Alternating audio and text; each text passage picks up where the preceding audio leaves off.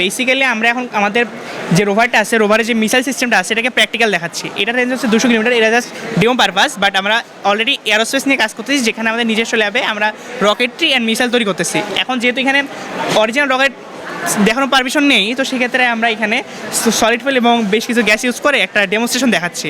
So এটা এখন আমি প্র্যাকটিক্যাল দেখাই, আপনারা দেখতে পারবেন।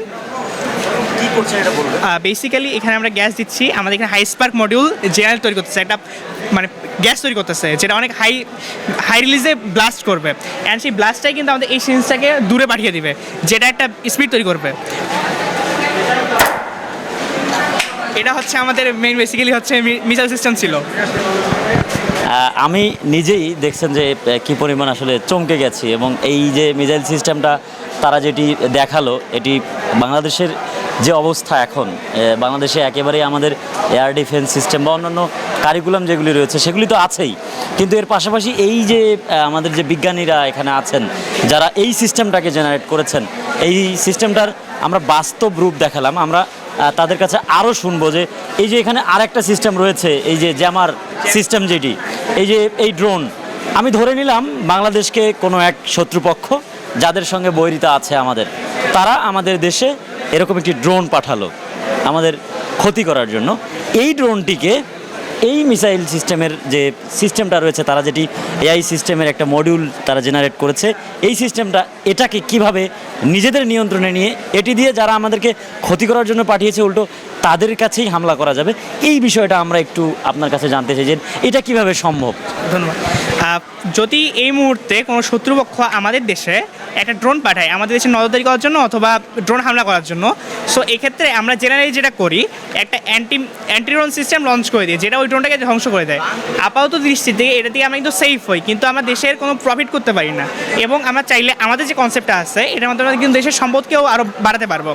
ধরে নিলাম যে আমাদের এই মুহূর্তে বহির্জাগতি কোনো দেশ আমাদের দেশে একটা ড্রোন পাঠিয়ে দিল, তো এক্ষেত্রে আমাদের রোবোটিক এআই সিস্টেমটা করবে কি, ফার্স্ট অফ অল এর রাডারের মাধ্যমে এই ড্রোনটাকে ডিটেক্ট করবে। ডিটেক্ট করার পর এ কী করবে, এই ড্রোনটা কোন ফ্রিকোয়েন্সিতে চলতেছে এর ফ্রিকোয়েন্সি ডিটেক্ট করবে। ফ্রিকোয়েন্সি ডিটেক্ট করার পর এ কী করবে, ওই ফ্রিকোয়েন্সি সিমিলার একটা ফ্রিকোয়েন্সি থ্রো করবে, যেন এই ড্রোনটার চারপাশে নেটওয়ার্কটা জ্যাম হয়ে যায়। যখন এই নেটওয়ার্কটা জ্যাম হয়ে যাবে তখন কী করবে, এর কন্ট্রোলিং ইউনিট থেকে ডিসকানেক্ট হয়ে যাবে, অ্যান্ড ডিসকানেক্ট হওয়ার পর কিছুক্ষণ কিন্তু এই ড্রোনটা একটা র্যান্ডম লুপে ঘুরতে থাকবে, যে টাইমে যে কোনোভাবে এটাকে মানে নিজে কন্ট্রোল নিয়ে নেওয়া পসিবল। ওই টাইমে আবার এর সিমিলার আবার একটা ফ্রিকোয়েন্সি থ্রো করবে, যেটা হচ্ছে কন্ট্রোলিং ফ্রিকোয়েন্সি থ্রো করার পর রোভারটা কী করবে, এই ড্রোনটাকে এর নিজের কন্ট্রোলে নিয়ে আসবে, যেটা হচ্ছে পুরোটাই এআই বেসড। দেন আমাদের নিজের কন্ট্রোলে নিয়ে আসার পর আমাদের এই রোভারটা এই ড্রোনটাকে সেফলি ল্যান্ড করাবে, অথবা যে আমাদের বাংলাদেশের মিলিটারি এই রোভারটাকে অন্য কোনো অর্ডার দেয়, ও এই ড্রোনটা দিয়ে সেটা করবে।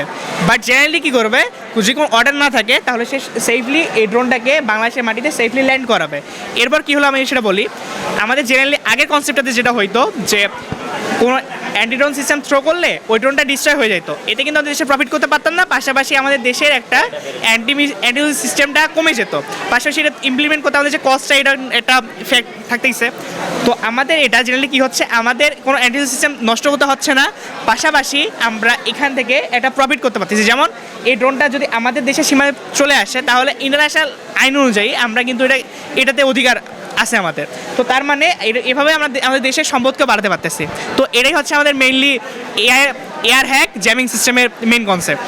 থ্যাংক ইউ শাহরিয়া, আমরা আপনার কাছে শুনলাম এই যে পুরো সিস্টেমের আরও অনেক কাজ আছে, এবং এটি ল্যান্ড মাইন শনাক্ত করতে পারবে এবং সেটিকে খুঁজে বের করে আবার সেটির জন্য বাংলাদেশের যে মিলিটারি সিস্টেম রয়েছে তাদেরকে সহায়তা করতে পারবে, এই বিষয়ে আরও থাকছে। এছাড়াও আমাদের এখানে শিক্ষক আছে একজন, আমরা একটু আপনার কাছেও জানতে চাই যে এই যে আপনার ক্ষুদে বিজ্ঞানীরা এত সুন্দর একটা সিস্টেম ডেভেলপ করলো এবং আপনারা এর আগে মালয়েশিয়ান একটা এক্সপোতে অংশও নিয়েছিলেন, তো এই আপনার বিজ্ঞানীদের আরও কী ধরনের সহযোগিতা প্রয়োজন হতে পারে, এবং এটার সিস্টেমটা আসলে বাংলাদেশকে সমৃদ্ধ করার ক্ষেত্রে আর কী ধরনের সহায়তা প্রয়োজন আপনার? প্রথম যে কাজটি হচ্ছে যে আমাদের যে এআই মিলিটারি রোভার যে প্রয়োজন আমাদের ডিফেন্স সিস্টেমটাকে স্ট্রং করার জন্য, যে আমরা 24-এর যে গণ অভ্যুত্থান, আমাদের যে একটা বৈশ্বিক যে পরিবেশ থেকে উত্তরণ, যে নতুন জেনারেশন, এবং তার সাথে যে এই 2025-এ যে বিশ্বের যে যুদ্ধক্ষেত্র, এতে আমরা দেখেছি যে দেশ ডিফেন্স সিস্টেমে যত স্ট্রং, তারা কিন্তু সেই জাতি মাথা উঠায় কিন্তু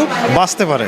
তো এই জন্য আমাদের বাংলাদেশ, যেহেতু আমরা কিন্তু রক্তক্ষয়ী সংঘর্ষের মাধ্যমে স্বাধীনতা অর্জন করেছি, এই দেশের সার্বভৌমত্ব রক্ষা করা খুবই জরুরি। তা আমরা কিন্তু এই পাশে নজর দিচ্ছি না। আমাদের ডিফেন্স সিস্টেমটা আছে অনেক ভালো, আলহামদুলিল্লাহ, কিন্তু এটাকে আরও স্ট্রং করার জন্য, যাতে এই জাতি সারা বিশ্বের মধ্যে মাথা উঁচু করে থাকতে পারে, আমাদের নিউ জেনারেশন, এই আলফা বা জেনজে, এরা কিন্তু পরবর্তীতে ফিউচারে যেন সুন্দরভাবে যেন বেঁচে থাকতে পারে। তো এই যে রভার সিস্টেমটা মাল্টি ফাংশনাল, যে আমাদের অ্যাসেটও বাড়তেছে, মাইনের বিষয়টা, কেউ শত্রুপক্ষ আমাদেরকে শুধুমাত্র এমনিতেই দেখা গেল যে একটু আমাদের অরাজকতা সৃষ্টির জন্য যদি একটা মিসাইল মেরে দিল, কে মারলো জানি না, কিন্তু আমার যদি এই প্রতিটা উপজেলায় যদি একটা করে থাকে এবং একটা চেইন সিস্টেমের সাথে যদি সংঘর্ষ থাকে, এটা অটোমেটিক কী করলো, সেটাকে ডিস্ট্রয় করে দিল মিসাইলটাকে।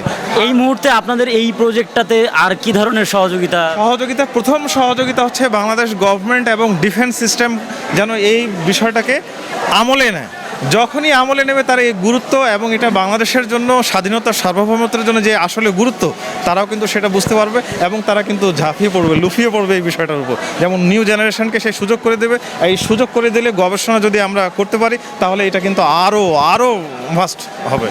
ধন্যবাদ। আমরা শুনছিলাম এই যে সিস্টেম, এইখানে আসলে মূলত এই বিজ্ঞান মেলায় শুধুমাত্র এই রকমের এয়ার ডিফেন্স সিস্টেম কিংবা স্মার্ট নগরী, কিংবা এখানে আরও অসংখ্য মিসাইল আছে, অসংখ্য অনেক কিছুই সিস্টেম এখানে নতুন নতুন যারা জেনজি রয়েছেন, এই জুলাই অভ্যুত্থানের যারা অগ্রনায়ক আমরা যাদেরকে বলি, তাদের এই এত অসাধারণ মেধার যে প্রকাশ, সেটিকে যদি প্রপার ইউটিলাইজ করা হয়, তাহলে বাংলাদেশ যেমন একদিকে আকাশ প্রতিরক্ষা ব্যবস্থায় নিজেদের মাথা দর্পে উঠবে, তেমনি আগামী দিনের যে বিজ্ঞান নির্ভর পৃথিবী হচ্ছে, সেখানেও বাংলাদেশ বড় ধরনের ভূমিকা রাখতে পারবে বলে এই বিজ্ঞান মেলা থেকে মূলত এতটুকু তো বলাই যায়। তো এই ছিল বিজ্ঞান প্রযুক্তি মেলার খবরাখবর।